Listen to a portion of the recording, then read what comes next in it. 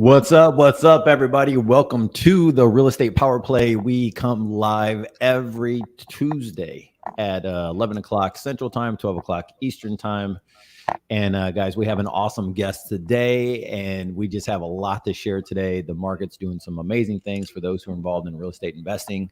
We're going to talk about that. We're going to talk about we're going to interview Wesley here. And I was just looking over his bio, and he's got an amazing bio of stuff that he's done in the last 15 months. So there's some really cool stuff that we're going to ask him questions on. So as always, guys, you are welcome to ask questions on here, post a comment. If you need us to go deeper into a topic, we want to do that and go from there. So Mark, how have you been, dude? Welcome back to America for the 15th time. You're always traveling. Yeah, I was in Norway last week. It was a good time. It's actually beautiful over there. It's the same altitude as like Alaska, so a little cold, but beautiful. And I actually got a cold. I thought I actually had COVID there briefly. I was supposed to be in Cape Cod right now, but I went up there and I was getting sick, and somebody we were with tested positive. I'm like, oh crap, I got to get out of here. So doubled mask on a plane and came home and tested negative twice. So, and your vacation. Dude, how long is that flight, bro? Dude, that one kicked my butt, man. Normally I kind of can get up front, but this one I got economy plus, and I was kind of squished. I was up for about 29 hours, and Wow. And I'll just run down on that one. And the day before we did a 11-hour tour through the countryside. It was absolutely stunning, and we opened. I know I don't drink champagne, but I guess that they opened a couple bottles of champagne, so I kind of was feeling pretty good. How about your vacation? That looked pretty awesome down there. Dude, ours was awesome. We took the kids, much needed. This is why we do what we do, right? To be able to take the break, and then we just put the phone on hold. It was kind of hard the first couple of days, because I want to see what's happening, right? And I like what I do. And then the last 4 or 5 days, I'm like, you know what? Everything's good. Like, everybody was moving, and we did fishing, man. We did everything you could think of. So yeah, it was good. And then I got to look at some real estate too, which is, man, it's so hard to go on vacation and not look at real estate. So fun. It's fun checking out the different countries and how their systems work differently. And, like, we really want to buy in Italy, but Italy's just so corrupt. So we were just talking before we jumped on, like, citizenship. We're actually looking at Portugal and Spain. Portugal, you can get what's called the dual citizenship, so it opens you up for the whole EU union. So it's great. So, and then, hey, Wesley, how you doing, man? Doing great. Appreciate y'all having me on the show. Yeah. Yes, this is going to be good. Yeah. Go ahead. Share your guys' story here. So yeah, Wesley and I met. I thought it was like 5 years ago, but what is about what year was it? 2019. So coming up on 3. Yeah. Wow. Has it been 3? It had to have been before that, because I thought I was at the Best Ever conference. Did you go to that? Was that about the same year? Did you go to that one? I didn't go to that. I went to Best Ever for the first time this past February. Wow. What'd you think of it? It was probably one of the better events that I've been to. Yep, it is. It's what is it called? Best Ever Conference. I actually got to meet Joe there.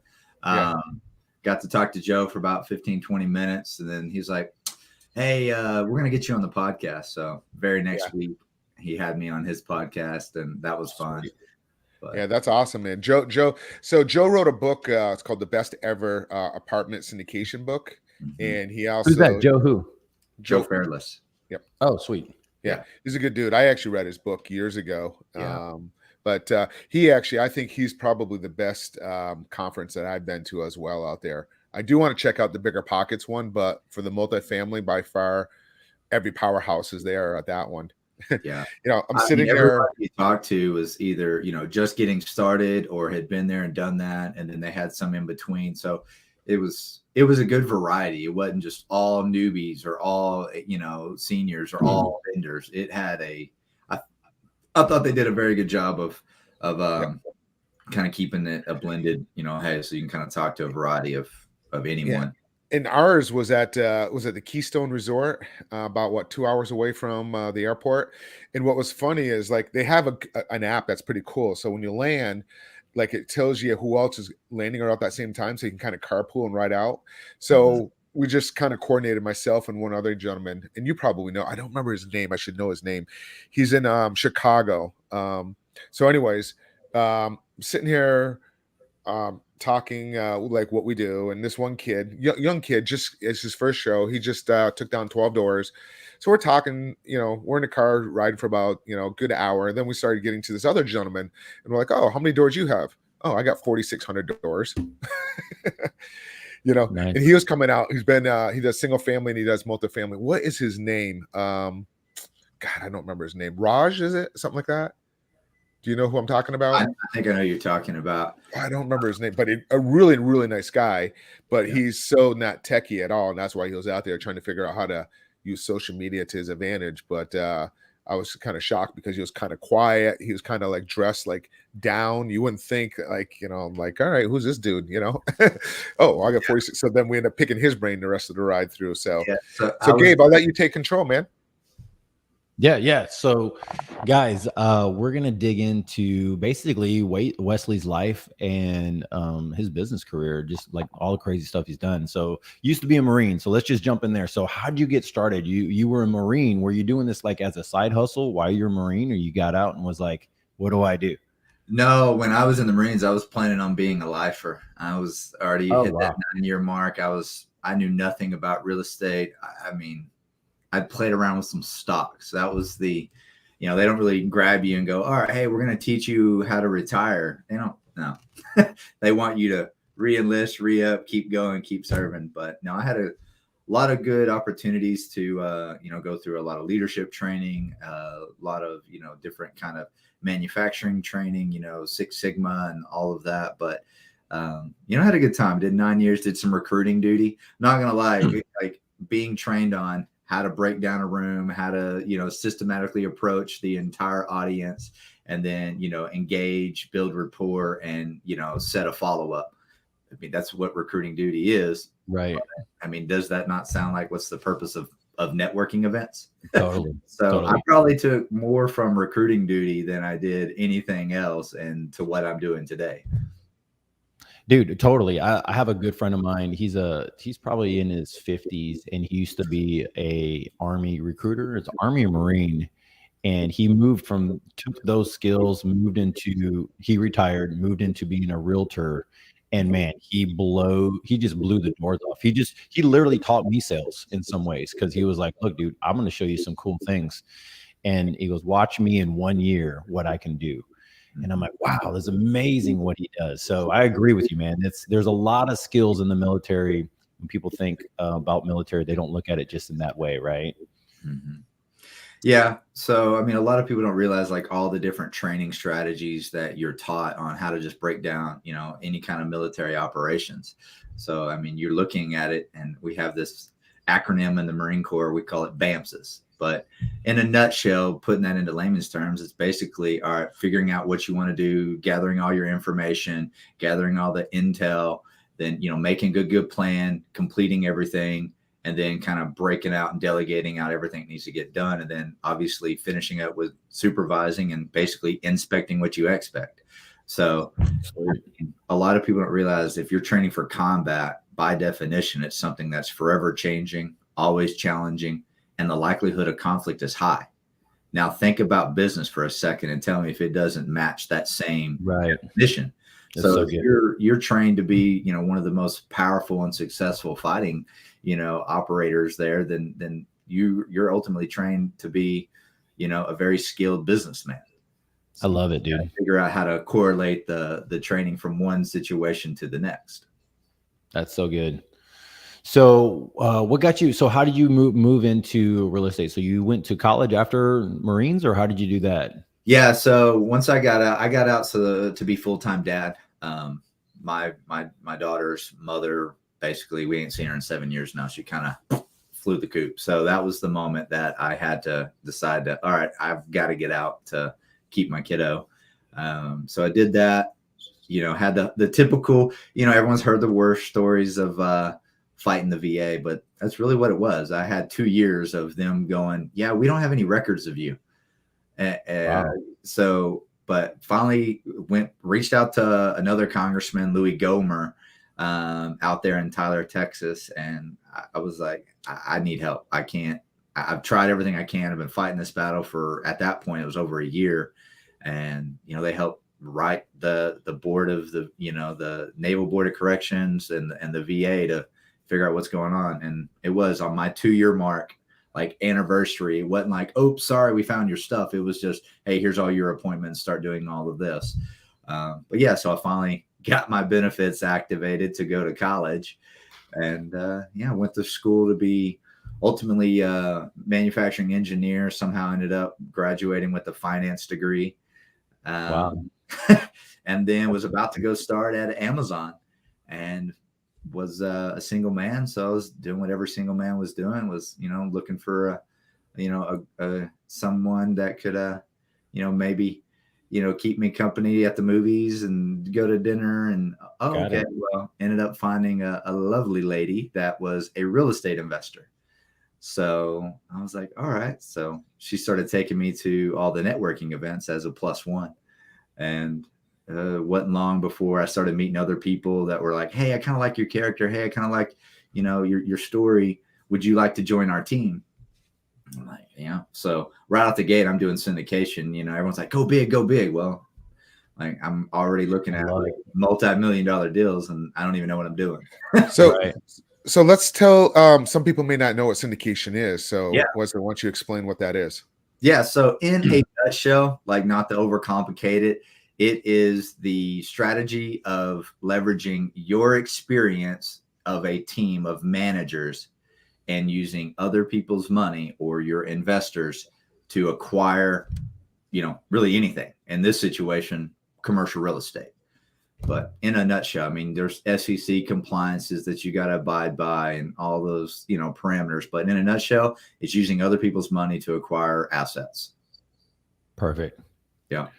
So perfect. Layman's definitions, I can break it down. I think that's it. Yeah, no, and that is how we acquire quickly, right? Is basically borrowing people's money, other people's money, to put it to work. And so I want to dig in more to that, because I love the stuff. So I see, so Sarah, right? Mm-hmm. That's her name, Sarah. That's your wife now? Yes. Okay. So you guys got married, and you guys are the team. That's it. You guys are crushing it right now, buying properties, doing that. How long has that been going on? So I've actually put together a team of veterans and first responders, and she's very much, my counterpart here. But yeah, we've got a team of, 4 or 5 other veterans and first responders that we teamed up to take down, our own unique strategy, because I never could afford to pay for, any of these, courses or groups to be a part of. So just put our heads together and kind of figured out the right things that we need. But yeah, and we put together our team of veterans and first responders back in November of 2020. Took us about 5 months to get everybody together and figure out who's going to play the right role, who's the best fit for each role there. And yeah, started acquiring stuff. Actually, last weekend was my 1-year mark of closing my first ever apartment. So. Wow. And since then, we've closed on another 862 doors, which is a little over 70 million total. But yeah, it's been a crazy journey. And yeah, we're kind of peeling off and looking at a few other industries and taking this strategy of syndication and seeing what other areas that we can apply. Let's really dig into this. Like, let's kind of go deep dive into, really, the process, how you went through the whole thing. So, like let's talk about your first deal. Obviously it was probably a smaller doors at first. Your first one that you went down through, how many doors was your first deal? First deal was 119 doors. It was, nice. But there was a few of those that we converted back. They had been converted. They took 2 1-1s and converted it into a 2-2. It was like a 1-2. I don't even know how to explain it, but it didn't make any sense. Like, mathematically, it's like, all right, one of these is 450. When you break it together and you merged it, you got 650. It's like, okay, anyone with a calculator can tell you, hey, you're leaving money on the table. Right. So we did that. So now it's 122 unit asset. But yeah. So it was a value add play, I'm assuming, right? Oh, yes. I'm sorry, Gabe. Yep. Yeah. Gabe, you were saying something. I'm sorry. Yeah, no, there's a part there that there's a part there that I know most people know how important that is, that you're getting that extra bump of revenue. Mm-hmm. Some people might go, oh man, you're only looking at like $200 more, right? Like what's going on here? So how much more was it? And why does that affect the bottom line? Like that's one of the things that I think most people miss of how many units was it? 112? 100 and let's just call it 120. 120. Okay. So at 120 and you're bumping these numbers around, Wesley, why does this affect the bottom number? Yeah. So in commercial real estate, you're not just buying real estate, you're buying a business on top of real estate. So when you're looking at running a business, it's all down to the bottom line, the NOI, your net operating income. So anything you can do to increase your income, especially when you can increase income without increasing expenses. So in that situation where we were basically unmerging these units and getting more per month, it adds up. And the reason it adds up is because they have something called a cap rate. That's how you kind of,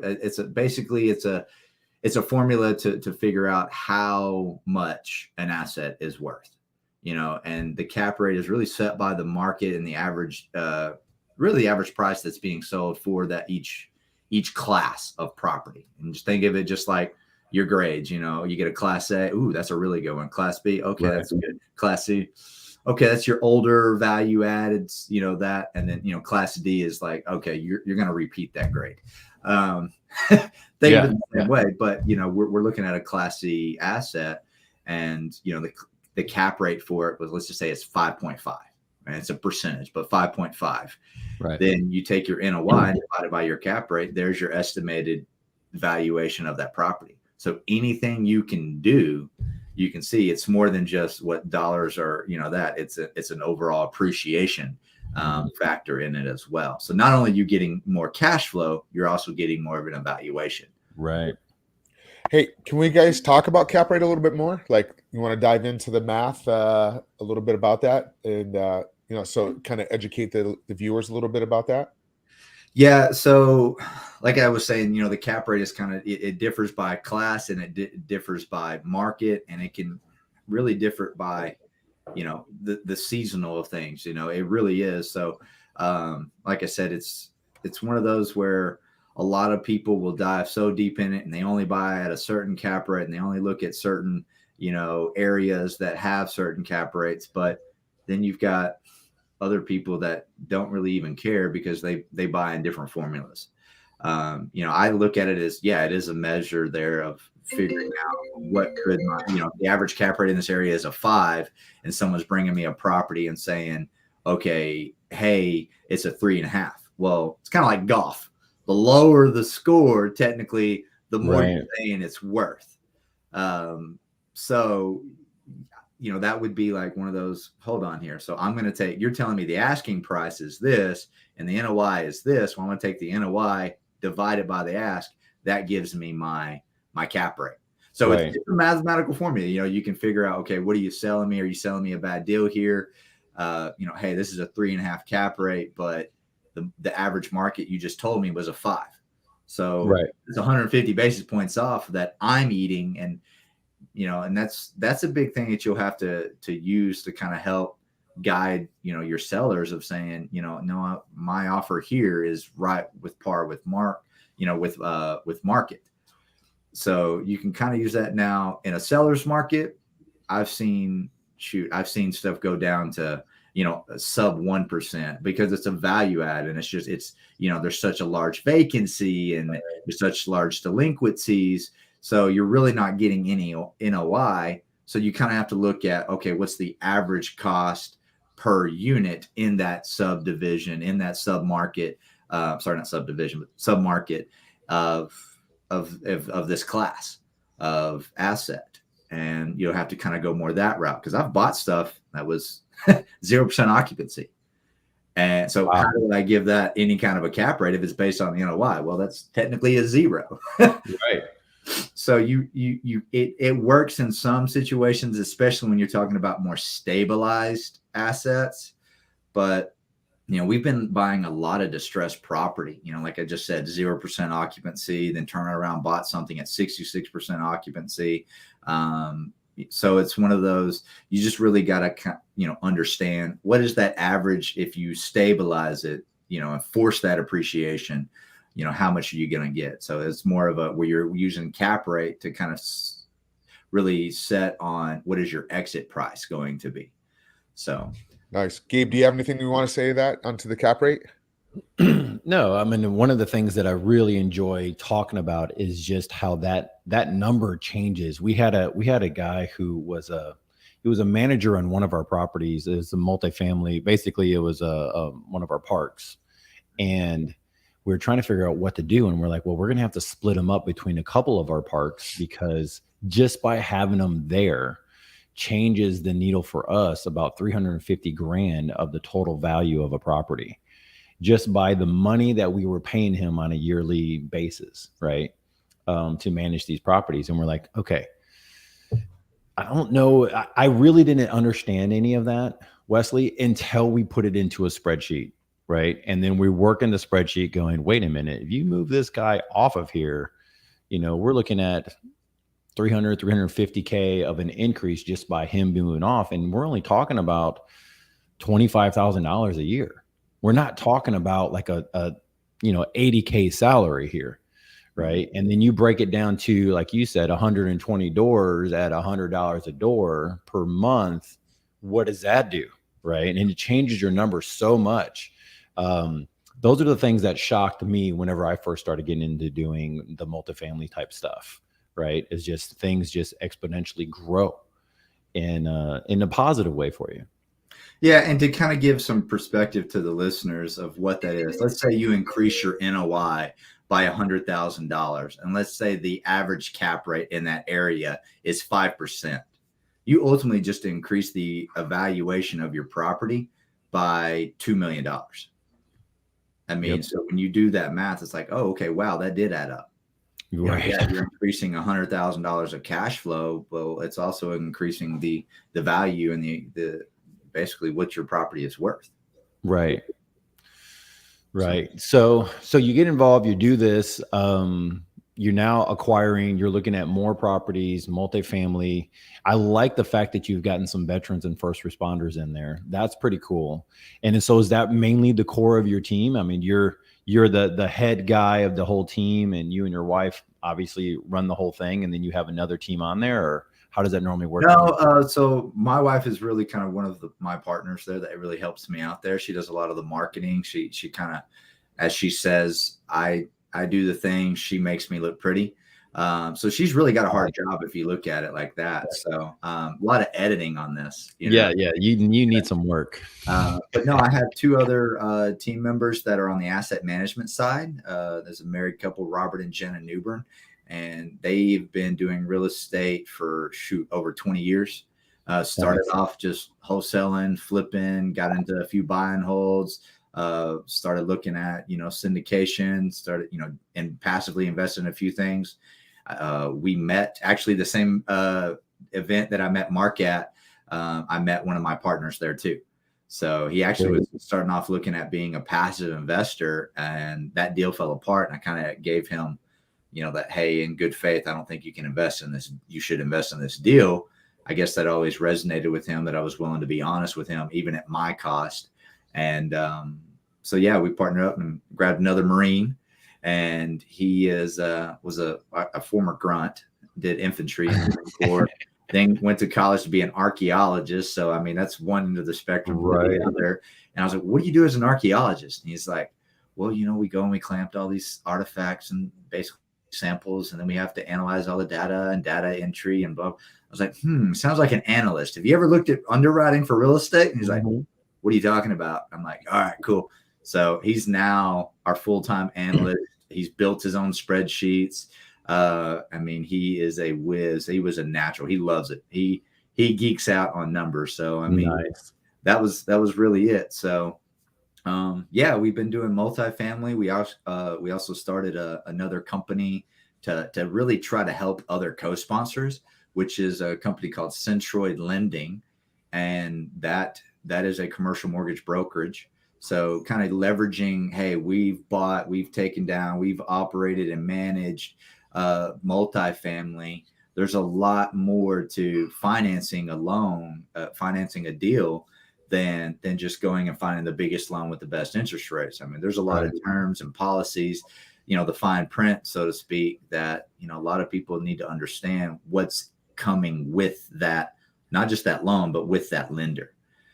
With us having firsthand experience of actually owning, we also know what to look for in the right loan, especially when you're talking about a value add with a bridge piece and you have a huge capex, and how do you withdraw and what extra parameters are they going to put on making those withdrawals? And, and if you've got a heavier capex, you kind of want a lender that's going to be more relaxed in certain of those, not analyze every little detail of your capex details but be more of a, hey, look, this is what you told me you were going to spend. This is what you told me it was going to be worth afterwards. I need to kind of, just follow along and see. But so, yeah, we've been able to help a lot of other co-sponsors leveraging that. We've got a lot of great lenders and even preferred equity firms that have helped people. So, and if we ever need to step in, say it's a more junior team, and we've thrown them over our portfolio and say, hey, put this with you. We'll partner with you. We'll put our name next to you. So they just went from like 200 doors to, okay, collectively over 1,000 doors. Right. And that's one of the big things in this industry is equity, credibility. Right. So that way you have that proof of close, because ultimately, what is a seller looking for? They're not just, we've gotten several deals awarded to us that we weren't the highest price, but it was that I like the team. I like what y'all stand for. And I feel like y'all are going to get the job done. Man, I got so many ways that I want to go. Mark, did you have a question? I have like three areas.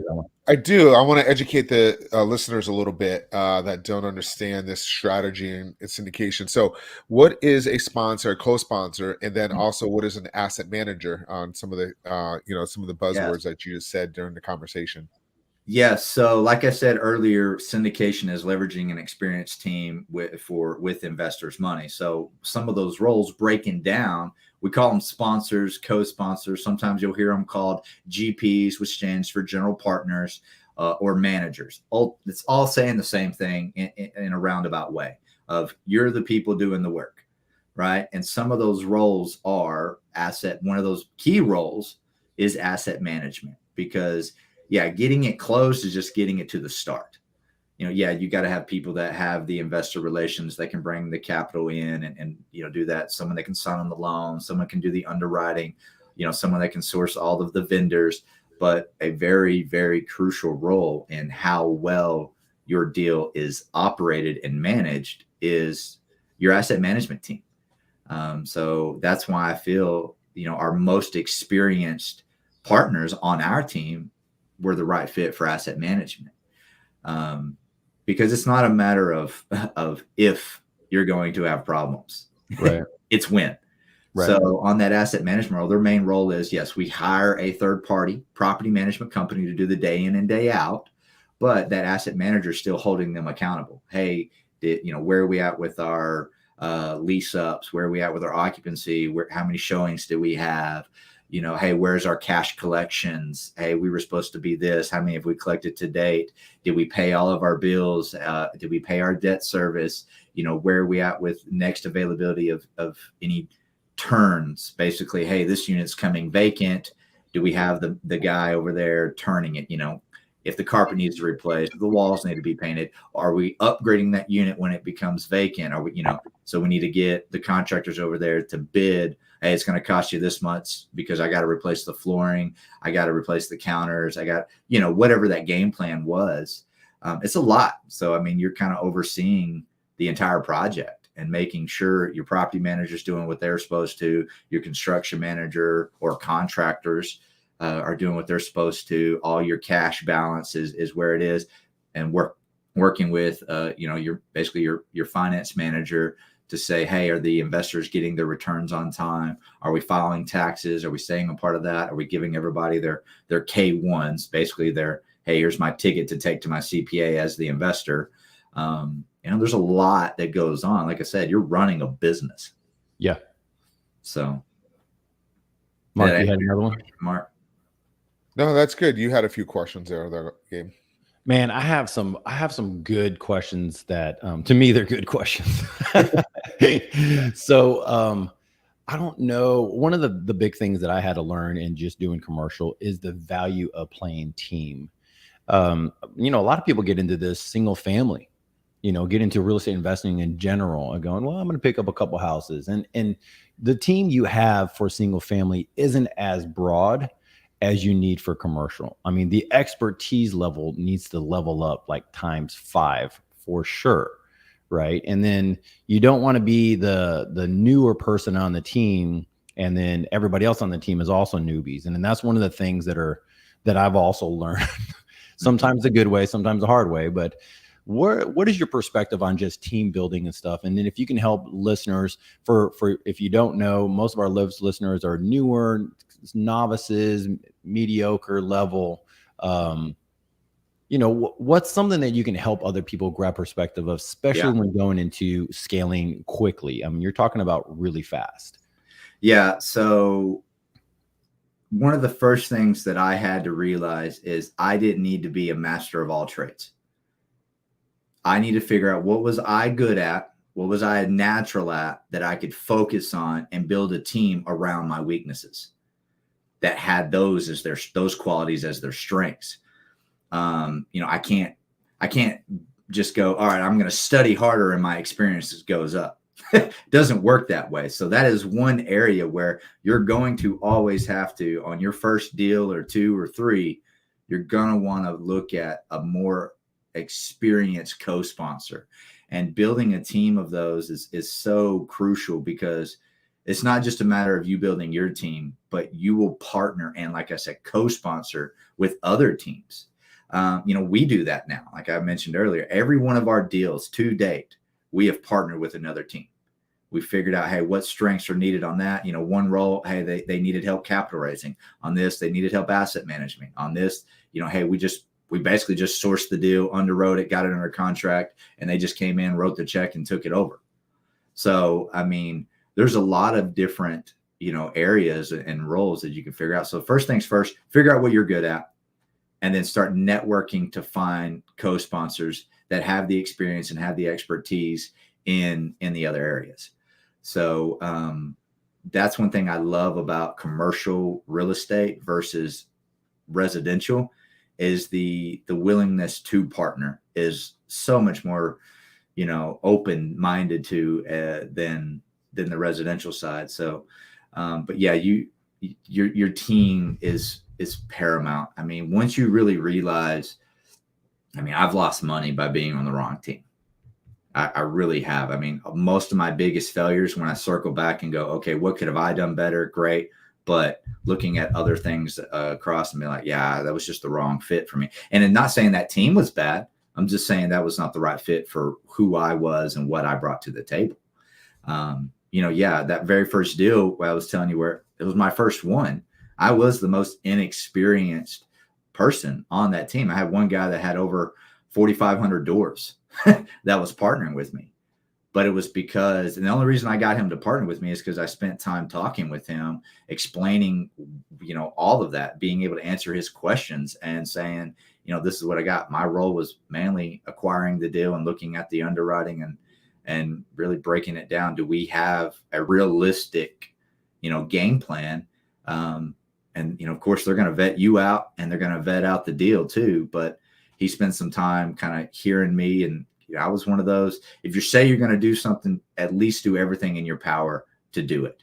And the second something goes wrong and you can't fix it, you need to let other people know, especially if it's affecting them. So that's something that I realized, being a genuine, upfront, honest, transparent person went a long way. I've made mistakes. I'm not going to lie. I'm not going to say, yeah, I was perfect from day one. No, I've screwed crap up too. But I was willing to step in and be a part of the solution. Nice. Nice. I just want to say one thing here real quick. If you're watching this and you put a question in and we don't see the question, a lot of times we're missing a lot of questions because it's not showing up on a string. So if you're watching it that somebody shared, click on the Facebook Power Play and then go over there and put your question in if you have a question, because a lot of times we don't see it coming up. It'll just show in different areas. Like if you see here, it just says Facebook user. So I just want to put that out there because I notice a lot of times when we've gone live, when we're recording, and then I see questions, but we didn't see it when we were live. So I just wanted to put that out there. Sorry about that, Gabe. Yeah, man, you're good. The other part that I wanted to mention was, let's go into, let's see, we got a question there. Are you, after you scale, what is your time commitment on a daily basis? Yeah. So on that one right there, I'm not done scaling. So right. I can't really contest, but I would say after you close on an asset, we spend probably an average, our asset management spends probably a good 3 to 5 hours a week on during the value add. Hey, we've got a lot of heavy CapEx going on, and CapEx is basically renovations. We have a lot of that going on, and we don't want to, kind of give too much of a slack there. And, you got to stay on top of everything. Hey, is this stuff getting ordered? Hey, are you over here bidding this? Hey, when are you going to be? I mean, you got to stay on top of these people because they don't care. They're getting paid whatever they're getting paid for that project. So you're the one that stands to lose money if they don't hit their quotas. But yeah, after the scale, I know some people that once they hit their passive income level, and they're like, yep, I've made it. I mean, they might spend 4 hours a week, just kind of checking their emails, overseeing their stuff. And, it's pretty much passive. Hey, where's the lake? I've been able to have more flexibility in my schedule and say, hey, I'm going to go work. I mean, one of my partners, Clay, I was just telling you about the guy that underwrites deals. He worked an entire week from Costa Rica. So one thing we've done is, and thanks to COVID too, it forced it. To go virtual. But I mean, we've pretty much we have no, storefront building, no office. I mean, everyone gets on these live streams and Zooms, and that's how we work. So, working from home or working from a vacation, it gives you more freedom. But no, I haven't reached a point where I'm pulling back on the reins yet and kind of slowing it down. I still want to hit, certain goals for my family, certain goals for, myself and so can't answer that question from a first hand, but some of the people that I know that have kind of like, they might spend 4 or 5 hours a week, maybe about an hour or two a day, checking. And to add to that, I think that one of the things when people talk about time commitment, like we've JV'd with people now for our single family stuff where I'm kind of like, I'm more excited about doing our commercial properties than anything else. Single family is basically our revenue generating machine. We've been doing it for so long. We just keep it in play. I mean, it's where we buy properties. It's where we find commercial stuff through some of our single family. But whenever people ask those questions, sometimes I wonder if they're coming from a W-2 or if they're coming from something else. We're like, man, how much of this time and, what should I be doing with my side hustle? And I follow a guy, we're part of a group that's Commercial Academy. Do you know Scott Shield? I have not heard of him, no. With Commercial Academy. And he's just, one of his pitches is just saying, hey, one deal, one time can transform your life. Like if you could just realize that one deal, like even though you might not be seeing the revenue right now and you're not in the grind of a single family deal and a flip, I mean, on a single family flip, you're showing up way more. I mean, you're spending way more than 5 hours a week. I mean, that's just how it goes because there's a lot of smaller moving parts that you got to get done in a timely manner. But when you look at a team, and this is the part that I love, Wesley, of you talking about, like, look, it's okay that you don't have to know every single thing. And it's going to take you forever to know it all. Like, it's ridiculous. And the fact that there's enough revenue to pay for everybody, right, in respect to what they're providing to the commercial, right, to the properties. And there's just enough cash flow. There's enough long-term equity play. There's enough refis. I mean, you talk about all these different things, and you can grab some really great people to be part of your team, and they want to do it, right? And so that's the thing that has transformed my thinking over the years is just, and so that's, hopefully that helps somebody who's looking at this and is listening to this thinking, man, this is going to take hours and hours and hours of my life. And I'm like, well, yeah, in the beginning it does, especially if you're in go mode. Like we are in go mode myself, like you are. So I'm like, I don't want to slow down. This is the time to acquire. But the cool part is I was actually doing deals in, southern Cancun area, and seeing awesome beach views. You were talking about looking at some cool things on vacation. Mark obviously is always on vacation out of the nation doing things and always working deals. So that is really cool. One of the things I wanted to bring up was the lending side. Mm-hmm. So with the lending, and it sounds like you've helped other people do capital raises and stuff also. What is one of the things that you can help with newer people, right, that are getting involved with commercial or want to acquire more? What is a resource for them to use, or what are some questions that they need to be asking like right now? The biggest thing is, kind of backing up and saying, hey, yeah, you've got the cash flow to pay for your team, to pay for the roles. Well, you need to know what your strategy is first so that you can make sure the asset does have the cash flow to provide, okay, this is my strategy of how I'm going to not just acquire, but manage and operate this asset. So you're really underwriting and screening to make sure it fits your strategy, your criteria. And yours is going to be different than mine. Mine's going to be different than the next person's. And that's why you need to screen out and meet and network with a lot of other co-sponsors to find that, okay, hey, our criteria and our strategies are pretty closely aligned. But, you really want to look at, as you're getting started out and all of that, looking at the red flags. A lot of it to me, if I'm trying to get information from someone, is I'm looking for things not adding up. I'm looking at the numbers. Numbers don't lie, people do. So if you're looking at the rent roll and it says it's 78% occupied, but then on the T12, they're trying to tell you it's 90% occupied, there's a red flag. So early on, you're really trying to identify errors. I mean, you're honestly auditing that asset, and you do it by looking at the numbers first. I mean, you've really got to be a skeptic and an analyst. If that is your role, if you're the one sourcing the deal and looking at the deal, then you really want to be good at catching things and saying, no, I'm not. Don't ever take a broker or a deal sourcer's word for it. I mean, I've had great people that say, all the things in the world, and we've done a lot of things together, but I always fact check, inspect what you expect. I mean, I go back and I look at what does my market number say? You can get an average of $1,500 a month. Okay, cool. Let me go look and see what are the comps? What would you compare this asset to? And they'll give you, 3 to 5 names. Oh yeah, these are these would be your competitors. All right, I'll call them.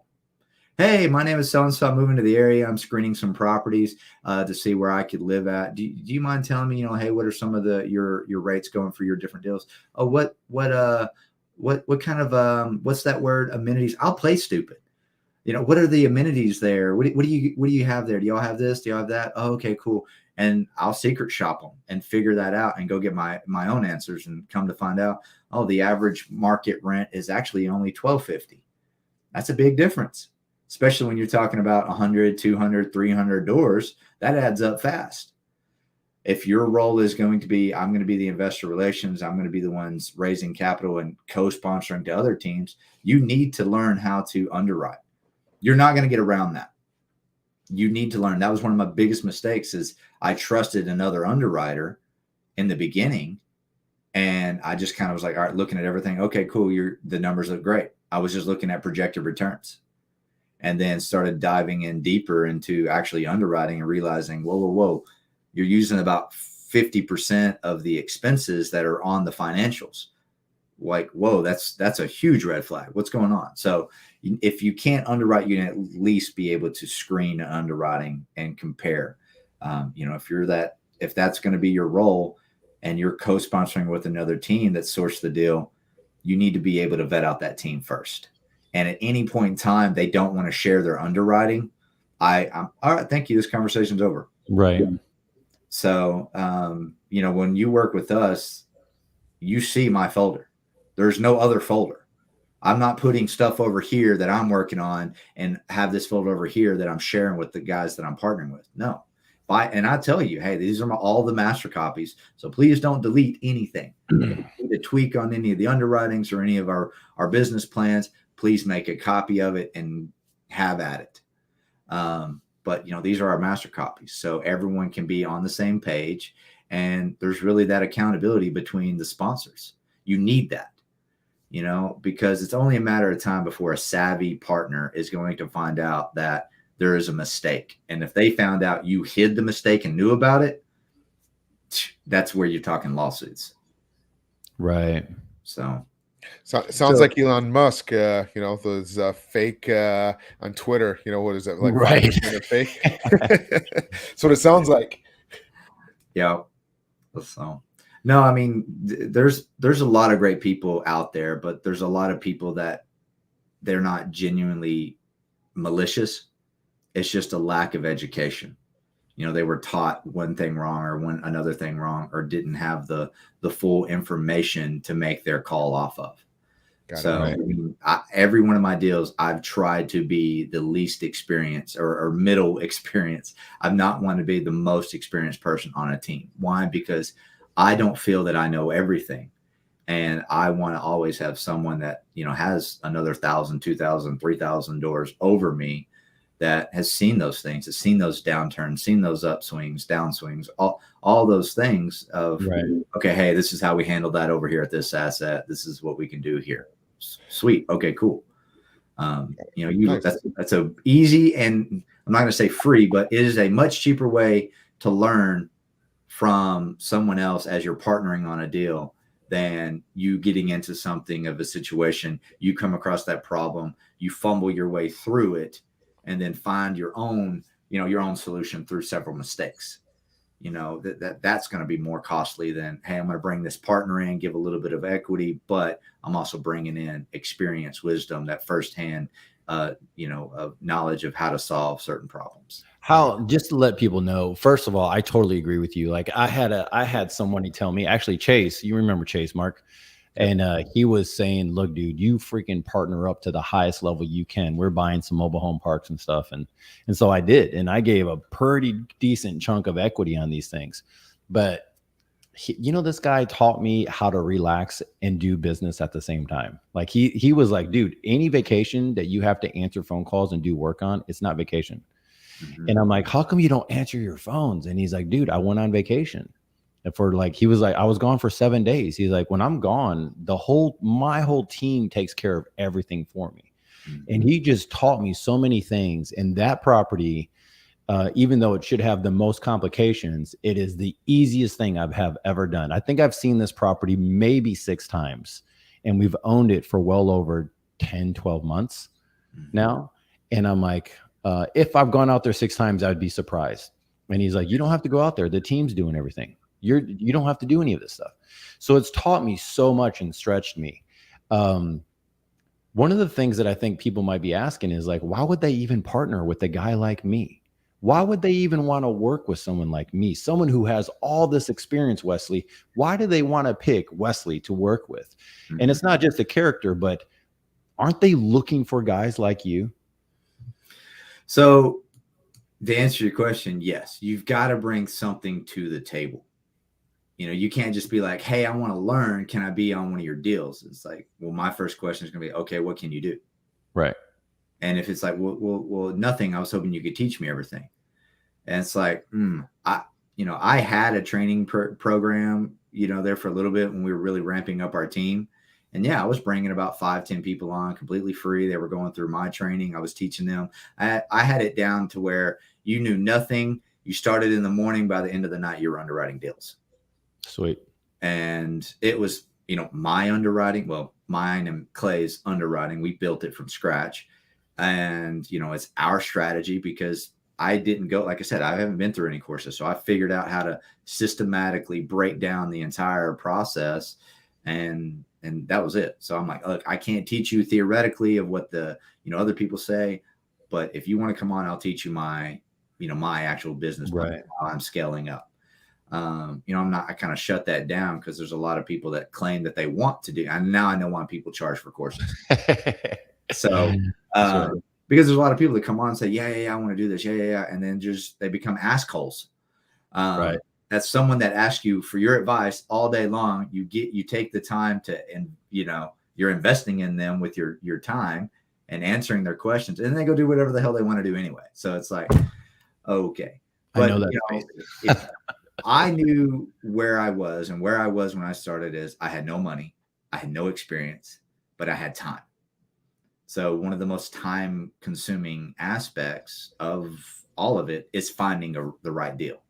Right. So I took my analytical brain and just started finding deals, networking with good brokers, networking with other co-sponsors, and started analyzing a lot of deals, and finally found one and said, "Hey, you remember talking to me and you told me if I ever found you a deal that you would partner with me?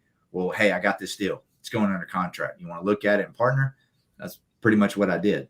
How many deals do you find yourself and your team analyzing now that you're in? Like, is it the same amount? Are you increasing the amount of underwriting that you're doing, or like, have you seen a shift of what you're doing?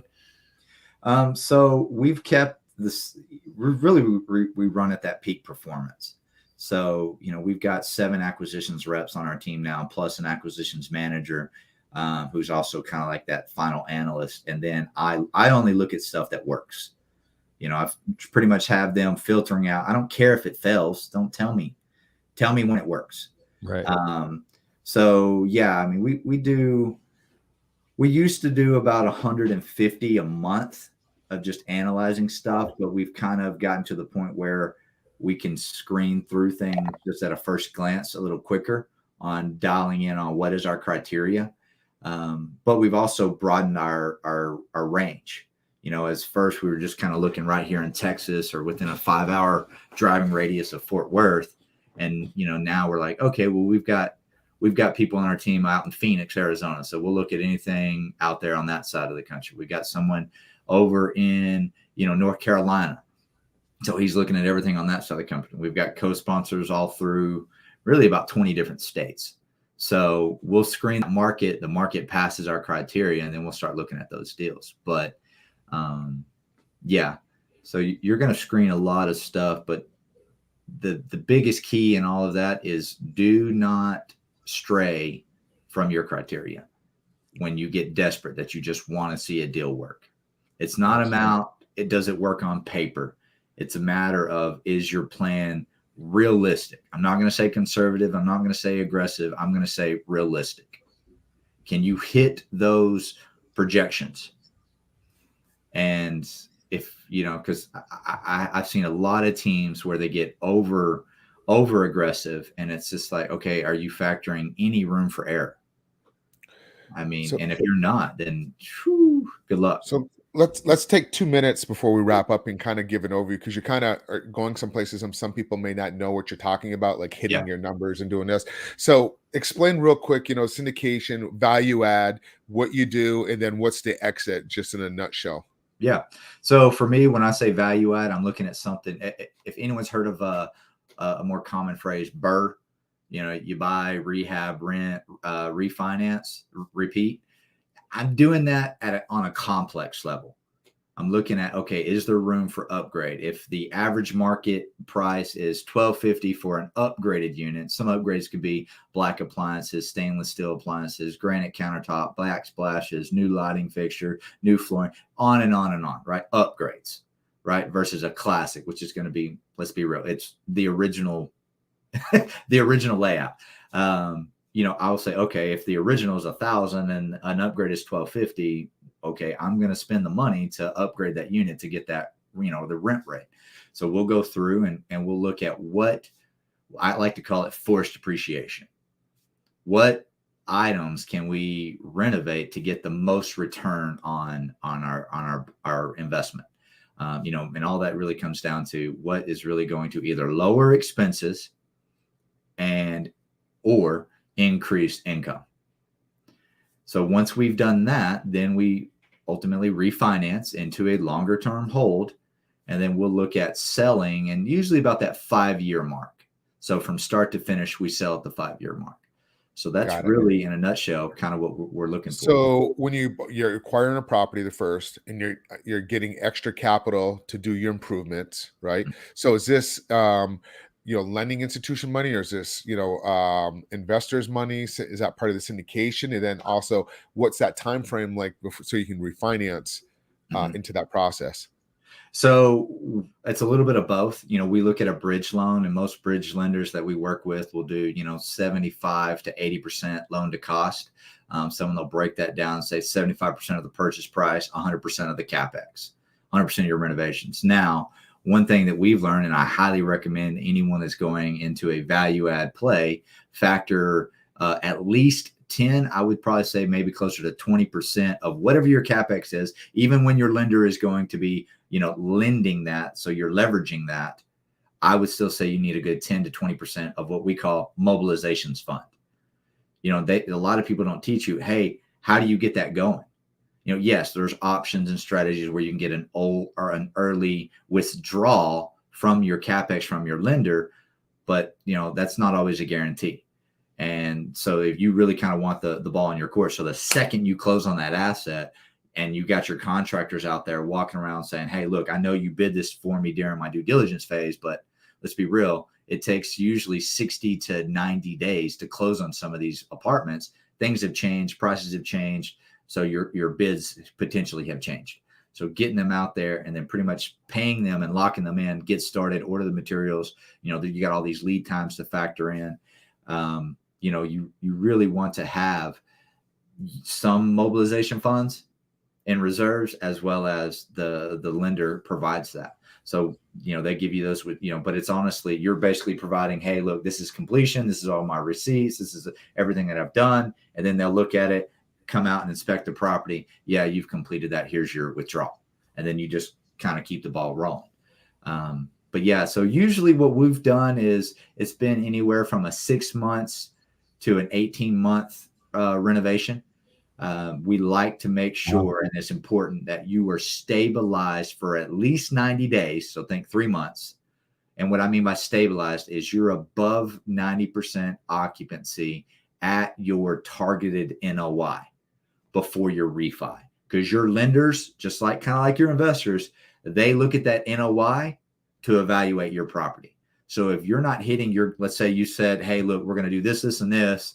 And by the end of our 24-month term on our bridge loan, we're going to be stabilized at let's just say $500,000 a year NOI. Let's say you are at 400,000. You better hope that you still have enough of forced appreciation and the market worked with you so that your property is still evaluated enough to get the loan approved to buy out your bridge loan. So, yeah, I mean, there's a lot of, when I say the numbers, this is all done in your analyzer, your underwriting spreadsheet. And it really is important to kind of work with lenders and work with experienced players and kind of track your market data because you're hitting a moving target at the same time. You're basing it's a performer. Yeah. Especially with today's environment. I was just talking to my neighbor. He's got a second home down here in Florida. He's doing 165 doors up in Rochester. And he said, he's under construction loan right now. And he said, he messed up because he didn't hurry up and lock into his, refinance loan. And he said, just because of the rates now, he lost over $2.5 million because of the higher rates and his value add and his value of this property. Yes. No, and it really is, so we use the investor money to ultimately kind of bridge that gap for the close. But you can look at, now people are looking at, okay, well, if I do a bridge plus a preferred equity as a second lien, that's less investors I got to take on. And with these interest rates rising and, inflation doing this, it's almost kind of lowering the sales price and the exit price. And, I heard a guy that was listed his property for $60 million and ended up settling at 43 at the close. And it was all due to interest rates going from, we were at 3.5 to now we're at a 5.5 for the same asset. I mean, that's 200 basis points. Wow. That adds up. Well, Wesley, it was great having you on. I appreciate it. How can people reach out to you if they wanted to, get a little bit more information? Yeah, no. So I recently started a Facebook page, just Wesley D. Yates, as you see here on my screen. You do an @ and put it all together. Boom. It was getting like 150 friend requests a day, and I kept hitting that 5,000 mark. So figured that would be easier for people to reach out to me, and we'd be happy to hop on a call if you're looking to partner or looking to invest. we're more than happy to see what we can do to help. Sweet. Well, I appreciate it. Well, Wesley, just stay on. We're going to go ahead and wrap this up. Gabe, you got it? I got it. Thanks a lot, guys. If you do like this, if you want to get in touch with more of what Wesley's doing or what we're doing, if you have questions or of just future podcasts that you want us to talk over and go over, let us know. Connect with us. We're on YouTube, Facebook, and you name it. We're pretty much on all the channels. So, guys, thank you so much. Have an awesome afternoon, and we'll see you later. Peace.